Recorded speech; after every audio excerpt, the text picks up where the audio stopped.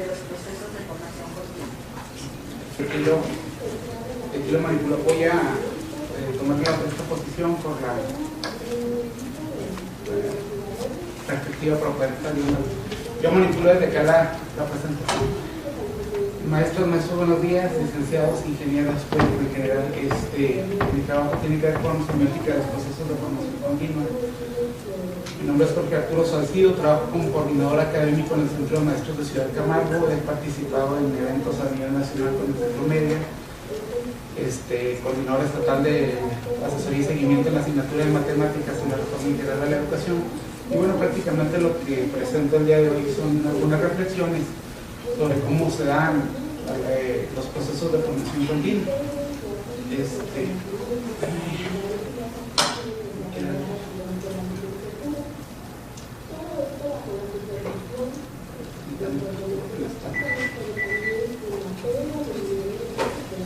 Vaya la tecnología.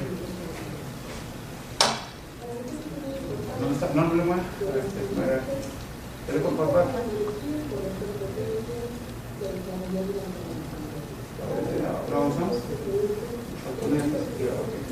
Bueno, la primera luz del sistema de significación. Humberto Eco define un sistema de significación como una construcción semiótica autónoma que posee modalidades de existencia totalmente abstractas, independientemente de cualquier acto de comunicación. La que sigue, por favor. Dentro de la formación continua hay una serie de estrategias que se utilizan durante los años para construir lo que va a trabajar el docente. En 2002 se establece lo que se conoce como un plan de acción de formación docente. En 2003 se establece un concepto que se llama ruta de actualización, y de 2004 a la fecha se establece lo que se conocen como proyectos formativos. Durante el año 2002 surgió un fenómeno bien interesante. Se trabaja un taller general de actualización que se llama la expresión oral en la escuela. Principalmente yo quisiera enfocar esto a lo que viene siendo la primaria. Se trabaja la expresión oral en cuanto a la escuela, y entonces se concibe que lo que el docente tiene que elaborar a partir de los modelos de gestión que se están dando es la forma en cual él construya sus líneas de formación para los años que siguen.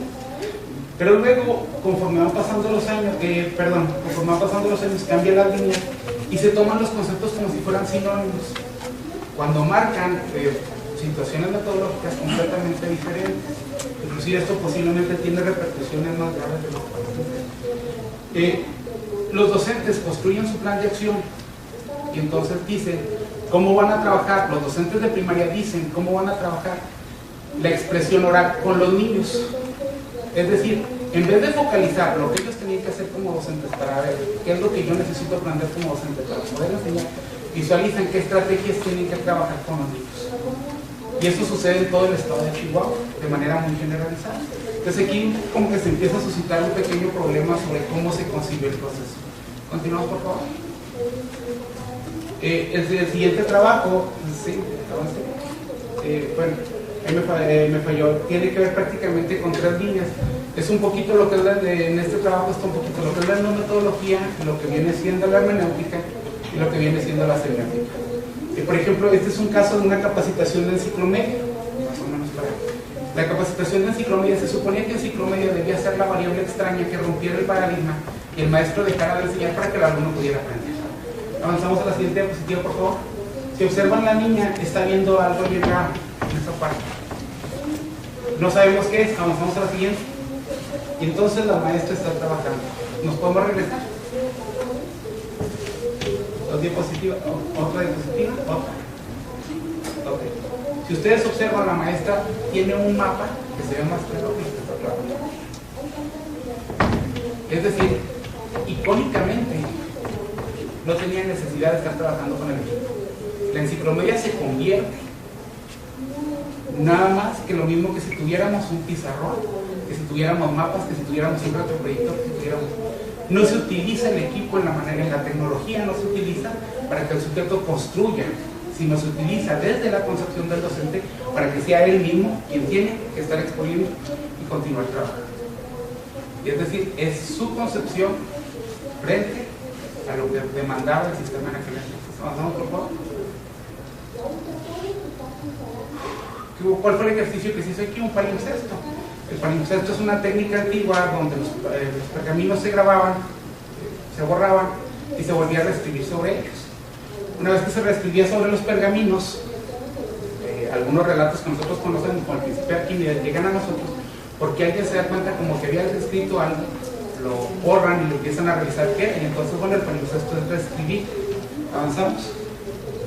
Y entonces bueno, lo que se ha venido haciendo en estos años, en este ejercicio, es meterlos en una rejilla de filtros de información entre lo que dice el sistema, lo que hace el docente o lo que hago yo como asesor, y ir viendo cuál es la parte manifiesta y lo oculta del autor, cuál es lo que coincide con lo que quiere decir el autor en su parte consciente e inconsciente, y cuál es lo que no coincide con el autor en la parte consciente e inconsciente. Y entonces esto me permite tener 8 lecturas sobre un mismo texto.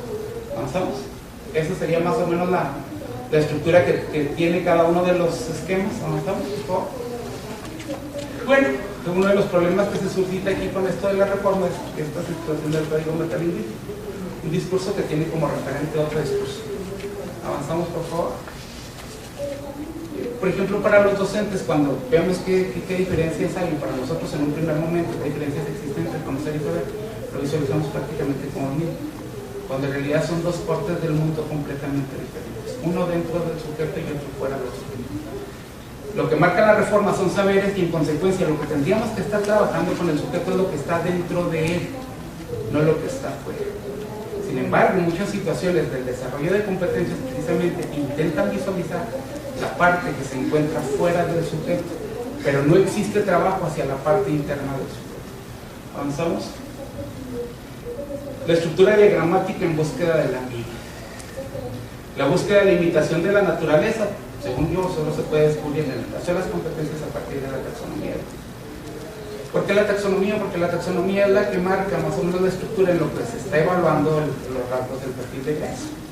¿Avanzamos? Esto es un ejemplo, esto es un ejercicio de un análisis de enlace que me tocó participar hace 6 años, la primera enlace. Entonces, cuando se hacía un desglose de cuáles eran lo que se evaluaba, enlace solamente le dice al maestro elemental, bueno y esperar. Sin embargo, haciendo una lectura, posiblemente lo que quiera parecerse es a lo que marca PISA, en la prueba para evaluar la competencia lectora en cuanto a recuperación de información, en cuanto a interpretación del texto y en cuanto a reflexión y evaluación.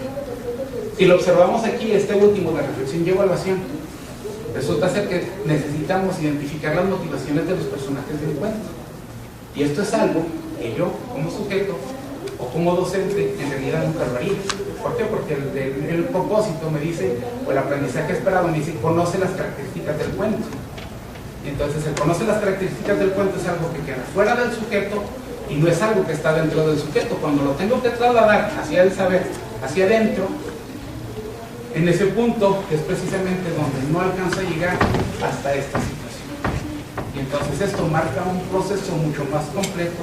Y si con esto estamos evaluando a los docentes, qué complejidad están teniendo entre lo que él concibe desde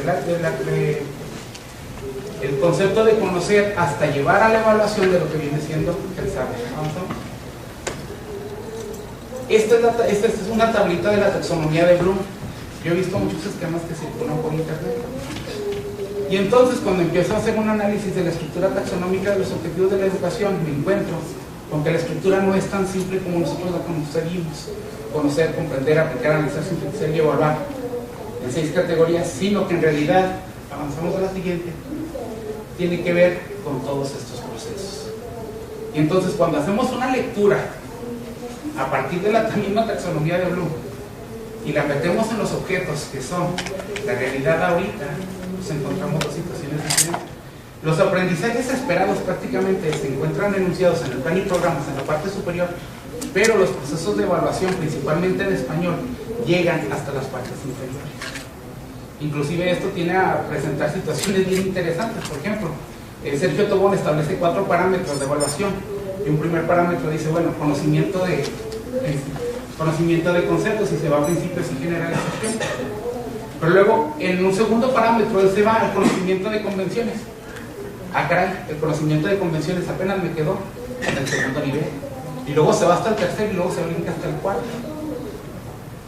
Y entonces, ah, caray, o sea, como que existe un problema aquí. Ahora, El maestro en educación básica va a tener que evaluar a partir de 4 parámetros establecidos en esto. ¿Cómo verlos? Esos 4 parámetros, si tienen situaciones que son completamente diferentes. Otro ejemplo, Monerego dice, por ejemplo, que la nueva taxonomía tiene que llevar a crear al sujeto. Bueno, si analizamos si hacemos un análisis de lo que implica evaluación y lo que implica creación, pueden parecer dos conceptos diferentes, pero a la luz del esquema taxonómico, la creación no es más que un principio de vivencia externa. Es decir, no es nada nuevo. Simple y sencillamente es llevar al sujeto hasta el último punto que está dentro de la taxonomía, y entonces no estamos descubriendo nada.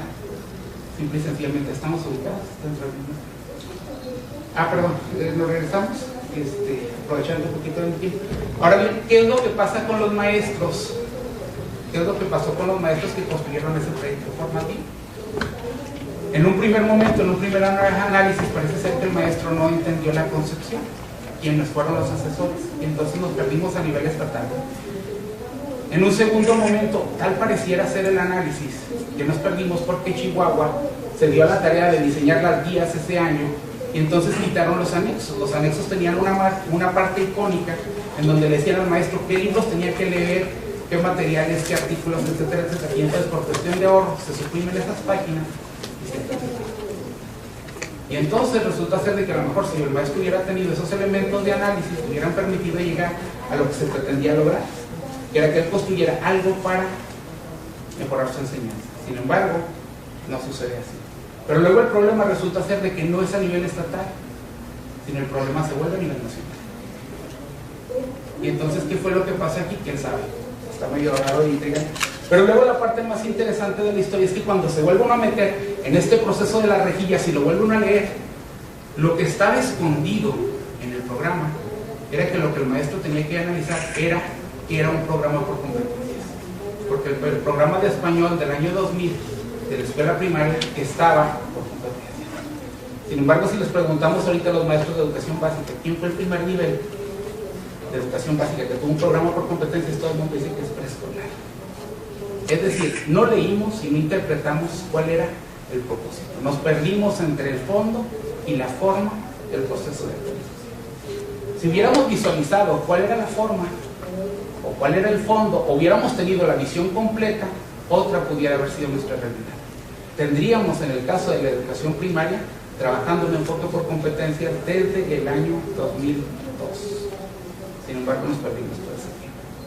Sin embargo, nos focalizamos en la construcción de trayectos de formación porque consideramos que era lo formativo del docente, cuando en realidad los proyectos ahora están construidos desde la Ciudad de México y no importa la construcción que el docente haga de ellos, porque ya vienen plenamente establecidos. En conclusión, el análisis del fondo y la forma de los procesos de educación conllevan grandes riesgos y grandes posibilidades.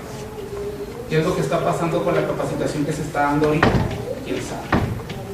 Y bueno, una invitación a las casas de estudio a nivel superior de la entidad para que diseñen para los maestros, para que piloteen, para que evalúen, para que no se haga un diseño a partir de nada más la situación teórica, sino que se puede estar piloteando lo mismo que se está construyendo y estar analizando cuáles son los fondos y los fondos.